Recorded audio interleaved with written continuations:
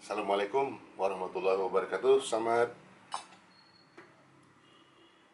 Salam sejahtera dan sehat selalu untuk Anda semua. Hari ini saya mau unboxing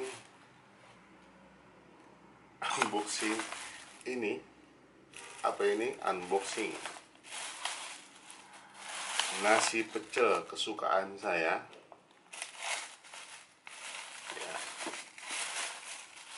Namanya nasi pecel Pak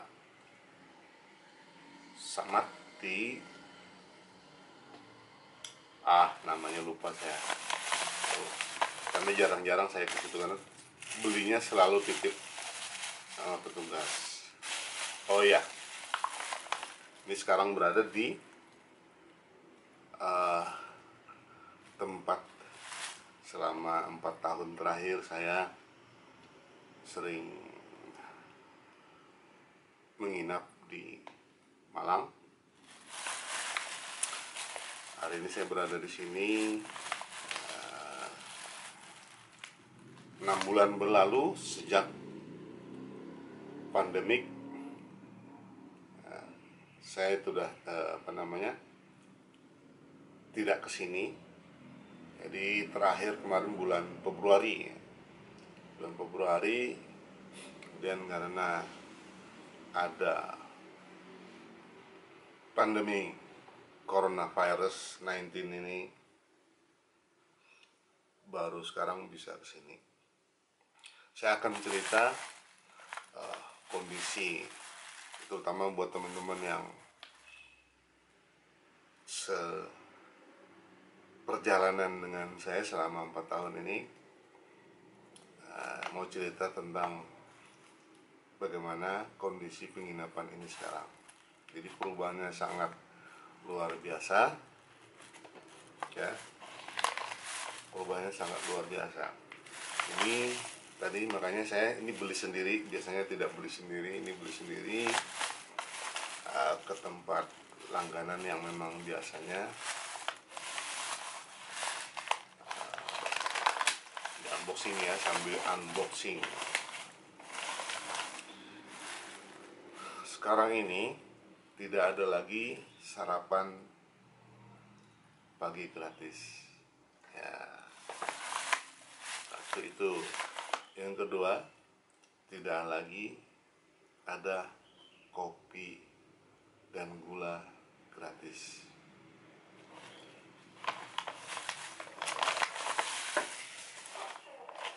Wow, ini dia.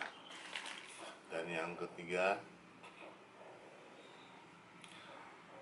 laundry tidak ada lagi. Nah, 3 hal kecil utama yang biasanya menjadi unggulan tempat kita menginap ini. Biasanya kita bebas mau bikin kopi atau teh manis berapapun setiap hari, sekarang tidak bisa lagi, ya. Lalu laundry itu tinggal taruh di dalam box, taruh di depan, setiap pagi diambil. Sekarang tidak ada lagi.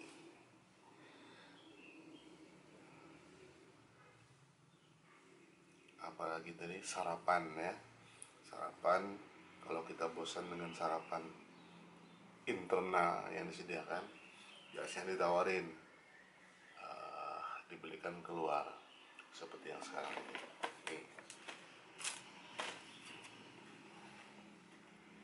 Kenapa? Ya, ini tadi dampak dari coronavirus sangat terasa di usaha-usaha perhotelan dan pariwisata, ya, terutama. Jadi ini buktinya. Jadi di sini satpam pun sudah tidak ada, sudah dirumahkan. Kemudian pegawai sebagian itu bekerja shift per minggu, jadi yang bertahap. Dan saat ini ketika saya menginap hanya 1, 2, 3 kamar, 3 kamar dari sejumlah berapa kamar ya? Di sini saya lupa jumlahnya. Yang jelas lebih dari 50 kamar. Cuma 3 kamar diisi orang. Masuk saya. Sangat sepi. Penginapan ini memang dia guest house ya. Sangat mengandalkan tamu dari luar.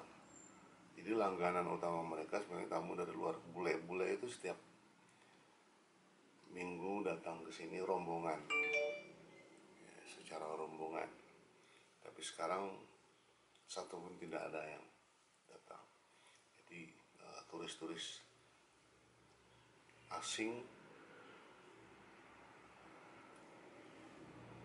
tidak ada yang datang ke sini. Ya. Jadi memang cukup memprihatinkan.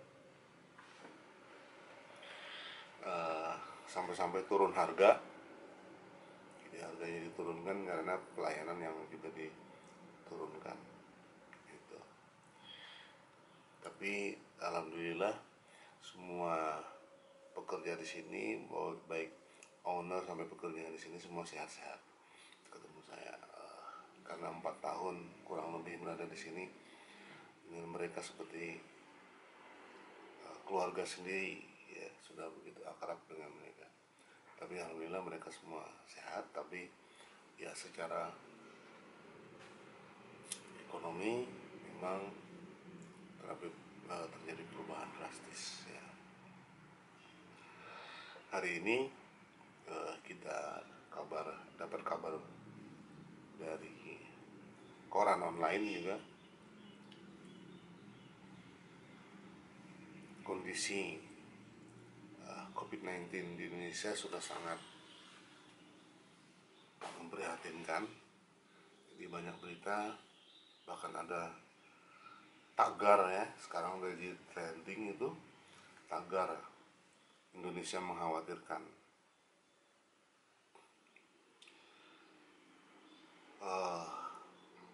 Pemerintah nampaknya tidak efektif dalam menangani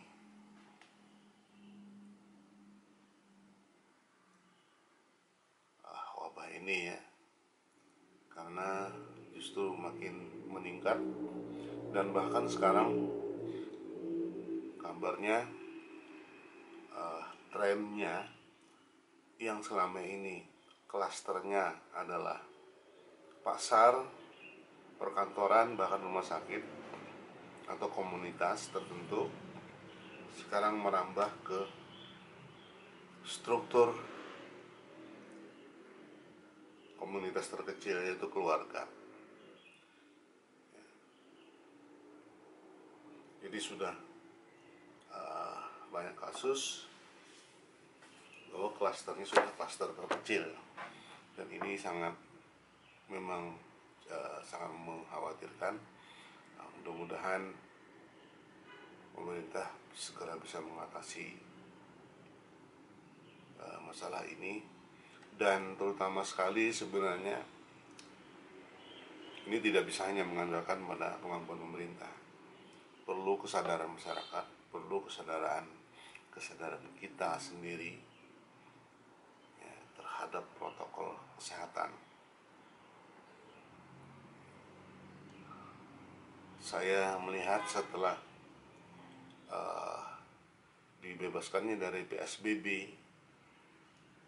2 bulan yang lalu, kita sebagian dari kita seolah-olah lupa bahwa kita dalam kondisi seperti ini ya. Di beberapa kampung marak dengan pesta-pesta perkawinan, resepsi, selamatan. Itulah klaster-klaster baru ya. Perkantoran bebas, makanya sempat ada klaster perkantoran. Memang yang yang kurang mengikuti protokol kesehatan itu hanya sedikit orang, 1-2 orang dalam sebuah komunitas. Tapi justru 1-2 orang inilah yang membawa carrier-nya. Saya duga begitu. Jadi seharusnya protokol kesehatan ini tanpa batas, ya.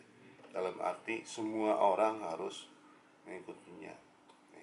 Tapi kalau masih ada 1-2 orang dalam sebuah komunitas tidak mengikuti, apalagi dalam masyarakat, saya yakin ini cita-cita kita ingin mempercepat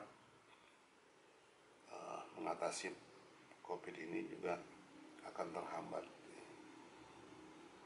Di satu sisi kita berhadapan dengan seperti yang saya ceritakan tadi, dampaknya terhadap ekonomi. Kalau PSBB diadakan lebih panjang lagi, ini memang dilematis kita. Ini sangat dilematis. PSBB dilaksanakan, ekonomi makin terpuruk, ya. PSBB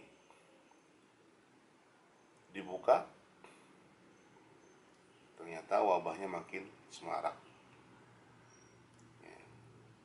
Ekonomi mulai menggeliat ini sekarang, walaupun masih jauh dari keadaan normal sebelumnya. Nah, ini teman-teman menjadi perhatian kita semuanya. Sama-sama kita mengingatkan, sama-sama saling mengingatkan, kita patuhi protokol kesehatan untuk diri sendiri, untuk orang di sekitar kita, untuk orang-orang yang kita cintai. Itu yang harus kita perhatikan. Jangan sampai Anda yang karena sehat merasa tidak memiliki gejala apapun, tapi ternyata membawa carrier ke rumah Anda dan orang-orang tercinta di rumah Anda terkena dampaknya. Ya, oke, itu ini ceritanya yang mau unboxing. Dan saya pun setiap kali keluar membeli makanan dibawa pulang ke penginapan, ya. Jadi menghindari makan di tempat baru sedapat mungkin. Baik, ini ada, wah, apa aja nih? Ya, pecel Pak Samad. Ya, baru ingat saya, Pak Samad namanya. Oke. Kalau ingin tahu tempatnya, di depan kantor Badan Pertanahan Nasional Kabupaten Malang, ya. Jalan Kawi Ujung, ya, kalau nggak salah ini. Oke, saya akan menikmati nasi ini, rezeki dari Allah Subhanahu wa Ta'ala. Semoga dengan rezeki ini kita disehatkan oleh Allah Subhanahu wa Ta'ala, dan Anda semua tetap sehat, bersemangat, tetap belajar dan belajar tanpa batas, ya. Assalamualaikum warahmatullahi wabarakatuh.